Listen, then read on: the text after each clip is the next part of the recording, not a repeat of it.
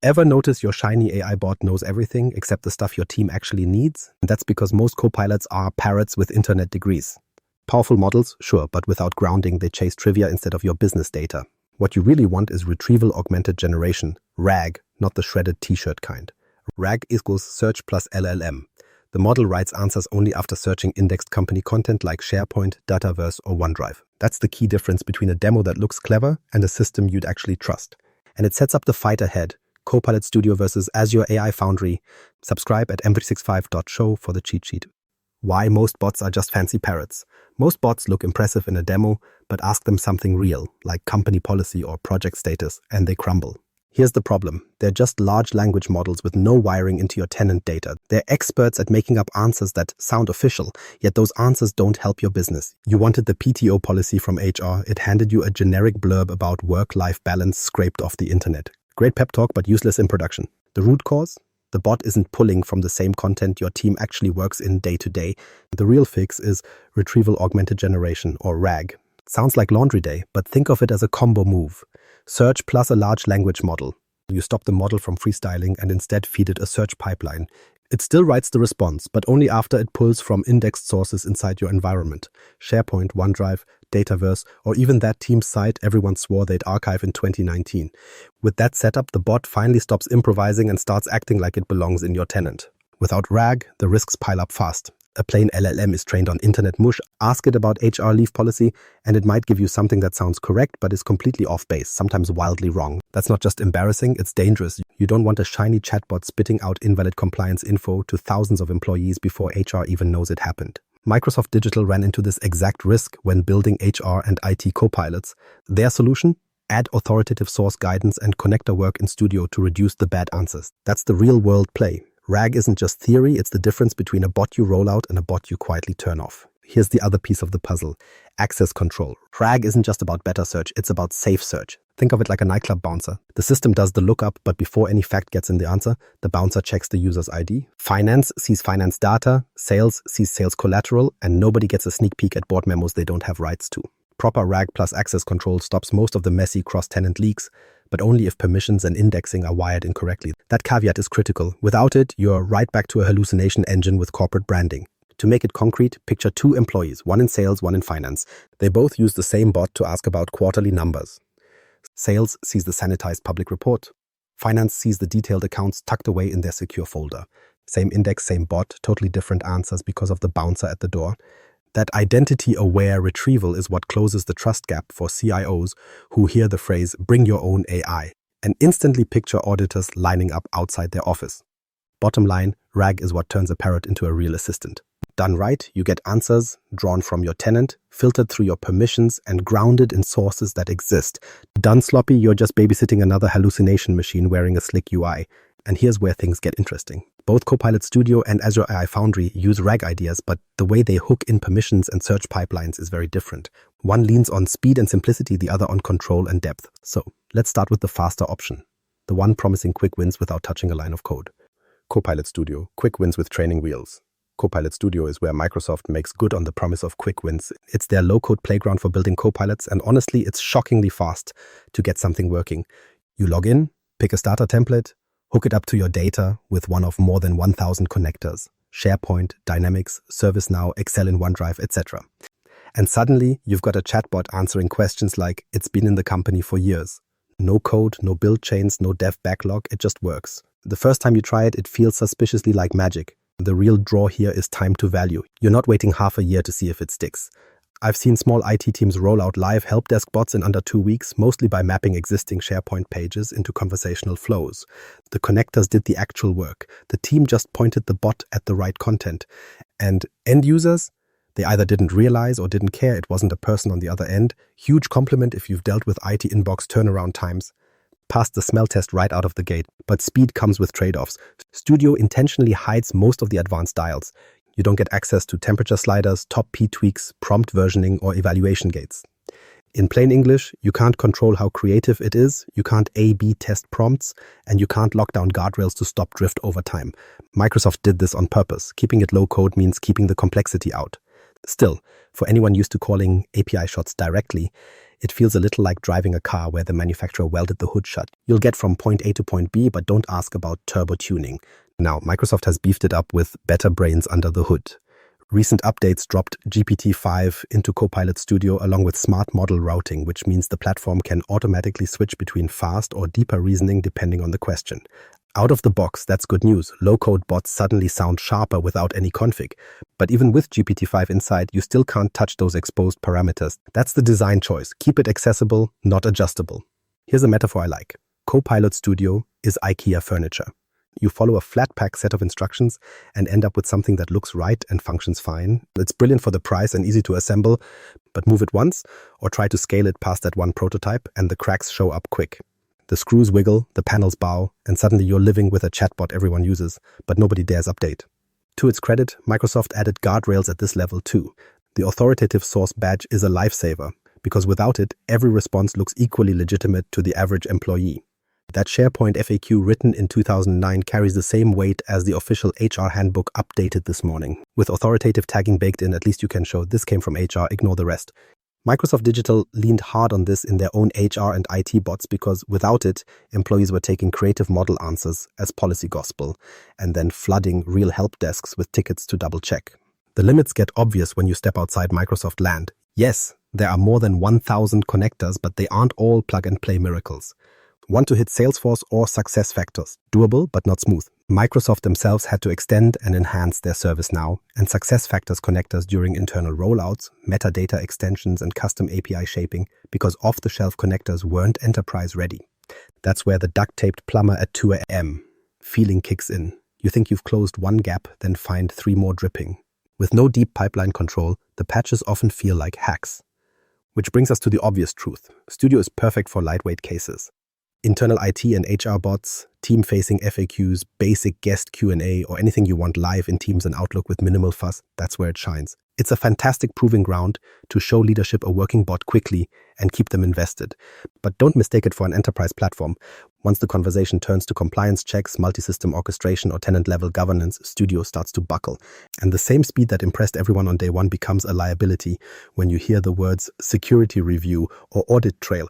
Bottom line, Copilot Studio gets you in the game faster than any other option, but you're pedaling with training wheels. That's by design. Microsoft built it to make AI approachable for business users and to shortcut pilots. But if your roadmap reaches into regulated industries, private data lakes, or cross-platform compliance, you'll quickly need something sturdier. And that brings us to the other side of the spectrum, the heavyweight option built not for hobbyists, but for enterprises that need full control. Azure AI Foundry, the enterprise AI factory. Azure AI Foundry is where the training wheels come off. Think less weekend project, more enterprise factory floor. If Studio is IKEA furniture, Foundry is the machine shop where you don't just build the table, you cast the bolts yourself. It's a code-first environment, unapologetically so, and it exposes a massive model catalog, 11K plus models covering the GPT-5 family, open source weights, plus vision and audio engines. You can pull from big names like Mistral, Cohere, Meta, Hugging Face, and NVIDIA. It's a buffet, but instead of dragging and dropping, you're wiring everything into data pipelines and governance layers while muttering at YAML files. Foundry makes no effort to hide its audience. It assumes you speak Python, live in GitHub, and don't panic when someone says CI/CD pipeline. In return, you get full lifecycle control. Pick models, fine-tune them, prompt test them, and promote them through dev, test, and prod with proper MLOps. In plain English, you finally get to stop duct-taping flows together and can build a real release process, auditing, rollbacks, and all. With control comes cost in time and skill. You're not slapping together a chatbot over a long weekend here. Foundry makes you crawl through every layer of the wiring. The payoff? Absolute precision. Every parameter is exposed. You can drop creativity to 0, cap tokens, and measure hallucination rates like you're running lab trials instead of casual demos. When governance calls, and you know they will, you're not hand-waving. You've got audit logs, evaluation reports, and explainable outputs. Here's the quick list so it lands. What Foundry gives you: model choice and fine-tuning, grounding into your data lakes, MLOps with proper pipelines, CI/CD for deployment, and full telemetry and audit trails. That's what keeps compliance folks from breathing down your neck while still giving your devs room to innovate. And that's the trigger line. Choose Foundry when your bot touches sensitive data, when you need explainability, or when it has to stitch across multiple enterprise systems. If sovereignty and trust matter, this is the platform. I've seen Foundry nail cases Studio couldn't touch. One client needed to expose sensitive research docs but track exactly which employee saw what down to the paragraph. In Foundry, we indexed the private data lake, hooked it to Azure Cognitive Search, and logged every query back to user identity and document ID. Compliance didn't just nod, they smiled, because they finally had visibility that passed audit in black and white. Good luck trying that with Studio's out-of-the-box connectors. Metaphor time, Foundry is like leasing a Formula One garage. Every machine, every sensor, every part is included. But here's the catch. You need the pit crew who knows how to run it. You don't just spin up a car, you orchestrate the engines, manage telemetry, and tweak builds for performance at scale. Get it right and you're lapping competition. Get it wrong and you'll stand next to $1 million toolbox while your car's still on blocks. The real edge is orchestration. Foundry isn't just about tossing prompts at a model. You're stitching together agents, APIs, search, and evaluation layers into a single managed flow. It can hit REST endpoints mid-conversation, ground itself in structured and unstructured sources, and manage the entire lifecycle with continuous integration. That flexibility is why industries like manufacturing, finance, and healthcare treat Foundry as the serious option. It's not locked to Microsoft-only connectors. It's built for the messy, multi-system sprawl that CIOs pretend is just a quick integration. The common adoption pattern proves the point. Most businesses don't start here. They dabble in Studio because it delivers a shiny pilot fast. Then someone in risk or compliance asks about data lineage, and suddenly the team is scrambling for auditability Studio never promised. That's when the project escalates to Foundry. It's either migrate or shut it down. So yes, Foundry is the heavy-duty play. Slower to spin up, steeper learning curve, bigger cost in time and skills. But you get every dial and every safeguard that Studio hides. And you're not forced to pick one over the other. Microsoft itself is pushing a hybrid model. Studio as the easy interface upfront, Foundry as the engine under the hood, tied together with the coming Microsoft 365 Agents SDK. That way you get speed where it matters, control where it counts. Which raises the real question, if you've got both tools on the shelf, how do you actually decide when to use which? Without sinking into endless debates, that's where we need a simple framework so you can focus less on analysis paralysis and more on delivering results. The 3-tier framework: explore, scale, govern. The easiest way to bring order to the Studio versus Foundry debate is to stop treating it like a binary choice. Microsoft insiders already frame it as a 3-tier lifecycle: explore, scale, govern. Think of it less as pick a tool and pray, and more as a progression, where each tier tells you when to move up, not if. Explore is always the starting point, and Copilot Studio owns this space. This is the tier where you hack together quick bots to see if an idea has any business value. HR FAQ bot, IT password reset helper, you can light those up in under 2 weeks with connectors and zero code. The point isn't polish, it's proof. You're validating if the thing solves real problems without draining a project budget. The research-tested starter checklist is simple. Identify your top 3 use cases, prototype them in Studio in 1 to 2 weeks, and measure whether people actually use the bot.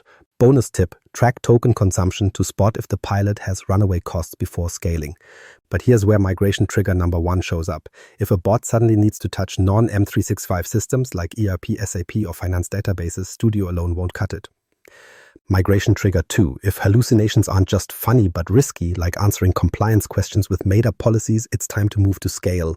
Scale is where most teams feel the pinch. You realize the pilot is helpful, but now it needs real infrastructure. Imagine trying to tape your HR bot into ServiceNow with low-code connectors. You're basically driving a car held together by Velcro. This is where Azure AI Foundry enters. Foundry gives you what Studio hides: creativity controls, evaluation gates to catch hallucinations, data lake connectors, and robust pipelines. The trade-off is you need the skills and patience to wire it all in. Most companies run a hybrid approach here. Keep the fast turnarounds in Studio for FAQs and lightweight flows, but shift serious workloads to Foundry where security and precision matter. And then comes the big one: govern. This tier is where the AI isn't a toy anymore. It's plugged into sensitive workflows or even customer-facing systems. If audits, SLAs, or regional data controls are in the mix, Foundry stops being optional.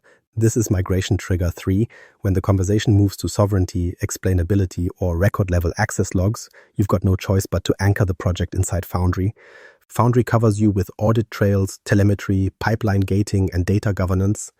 Microsoft 365 connectors were never designed for. By this stage, Studio simply isn't in the room. Here's an easy analogy. Explore is like tearing around an empty parking lot to see if the car drives. Scale is merging onto the freeway with other drivers, meaning mistakes actually hurt. Govern is the emissions test. Every sensor plugged in to prove it's legitimately road safe. 3 stages, each with its own purpose, none of them optional if you want the end result to survive outside a demo. For proof that this pattern works, just look at Microsoft's own internal playbooks. Their HR team built entry-level bots in Studio to serve FAQs and free up ticket queues. But when the same bots started pulling sensitive region-specific HR files, compliance raised the flag. That forced the migration into Foundry, so they could inject stronger access checks, guarantee audit logs, and make sure sensitive data was partitioned correctly. Nothing failed. Scope just grew beyond what Studio was designed to handle. The other piece worth calling out is the bridge Microsoft is building. The upcoming Microsoft 365 Agents SDK is meant to connect Studio and Foundry more tightly, so you can start lightweight without fear you'll be painted into a corner. Build the prototype in Studio, extend it with Foundry's model routing, connectors, and governance, all staged in one lifecycle. It's a rare moment where Microsoft admits business users and pro devs aren't enemies and gives you a pipeline where they actually collaborate. So what's the takeaway? Don't obsess about which tool you should pick on day one. Focus instead on which tier you're in. Explore Icon Studio to validate fast. Scale is add Foundry where complexity or non-M365 data enters. Govern is fully Foundry for compliance, audits, and enterprise-grade workflows. The framework keeps you from overbuilding that first FAQ bot and underbuilding the ones that end up in customer-facing systems. Of course, none of this means the platforms are perfect. The frameworks look neat on PowerPoint, but the reality is each tier also brings its own blind spots. And that's where the headaches usually start. The parts Microsoft marketing doesn't exactly highlight in bold on the Ignite slides, and the hidden gotchas Microsoft glosses over.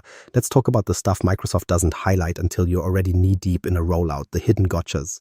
On the demo stage, everything looks glossy. Drag, drop, and voila, instant Copilot. But in production, 3 recurring gaps catch teams off guard. Gotcha number 1, Copilot Studio hides all the model control knobs. No temperature setting, no top P slider, no evaluation gates, no prompt versioning. To most IT folks building a pilot FAQ bot, that sounds like harmless trivia. But those levers decide whether your agent gives consistent results or behaves like it's pulling fortunes out of a vending machine. Without those dials, you can't reduce randomness or lockdown explainability.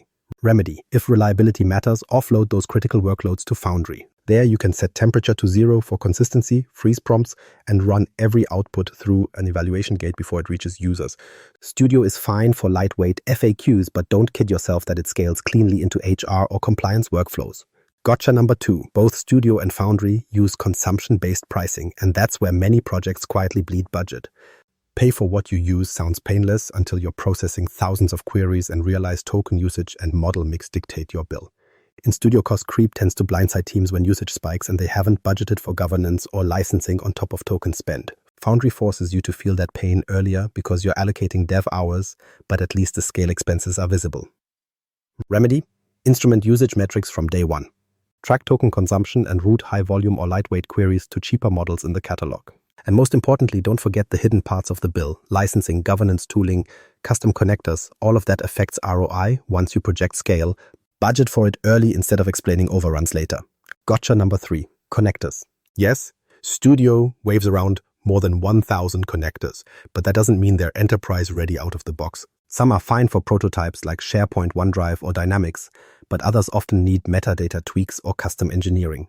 Microsoft Digital's own rollout proved it. Their team extended ServiceNow and SuccessFactors connectors and added an authoritative source badge so users could tell official HR policy apart from whatever was rotting in a legacy wiki.